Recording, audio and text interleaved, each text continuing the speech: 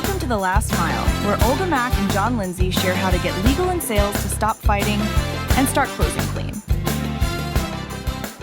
Welcome back to The Last Mile, where sales meets legal. So I'm John Lindsey, sales veteran, as you can tell by the gray hair, who's lost enough deals at the contracting stage to know that buyers can smell mistrust a mile away, Olga. Yes, and I am Olga Mack, legal strategist who spent years helping companies turn that mistrust into momentum. Because here's the truth, your contract is often the very first real test of trust on a buyer's journey. 100%, Olga, exactly. And first impressions in contracting, powerful. They set the tone for the entire relationship in many cases. You get it right, you accelerate the close. You get it wrong, you plant seeds of doubt that can grow into objections or even worse, lost deals. Yeah, So, Olga, by the time a contract's sent, the buyer's been pitched, persuaded, and primed. They want to believe that you're the right choice. yes, but the contract is where they look for confirmation, a not a contradiction of that belief. And if they see lopsided terms, vague commitments, or hidden traps, yes, traps, because many contracts have those, they immediately start asking questions. What else have they not told me? So buyers don't always articulate it, but here's what triggers the mistrust. One-sided clauses. Those clearly that favor vendor will be a massive red flag. Excessive legalese that hides meaning in complexity. Slow turnaround times with no communication.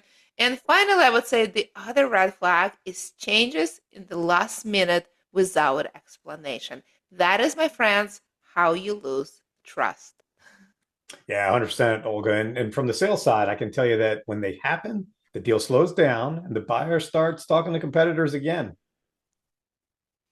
So, what do we need to do here? We need to talk about leading with transparency. So, explain your standard terms before you send the document. If a clause often raises questions, address that one proactively. Well, with tools like Term Scout, Trustmark, you can benchmark your contracts against market norms and show the buyer that it is fair, that trust before the red line even starts. Yeah, and make your website friendly and clear. But your contract, if it reads like a 19th century statute, that mismatch raises suspicion, right? Yeah, if you're all of a sudden using Shakespearean English, you should stop that nonsense. Set clear timelines for reviews, that helps as well, and buyers relax when they know what's coming and when. So, if you have already sent a contract that is causing friction, my friends, all is not lost. But you have to act fast. One, acknowledge the concern. Don't ignore it. Two, explain the rationale in plain English, not Shakespearean English. And three, offer solutions, such as alternative language, or may I propose a Trustmark template that is certified. Yeah, and Olga, from the sales seat, the most powerful thing you can do is show that you listened, right? I've seen trust rebuilt mid-negotiation because the vendor's team responded quickly and transparently.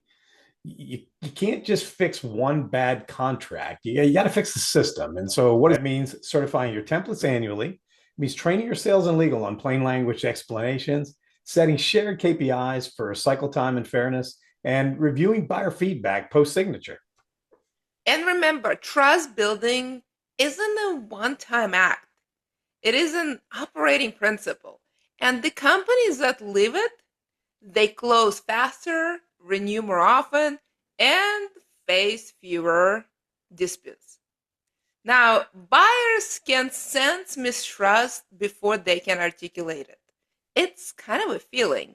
And once it's there, it is hard to remove it The best strategy, in my experience, is to never plant it in the first place. Yeah, and Olga, leading with transparency. I mean, use independent proof of fairness, keep the process predictable, right? Do that, and your contracts become trust accelerators as opposed to trust killers.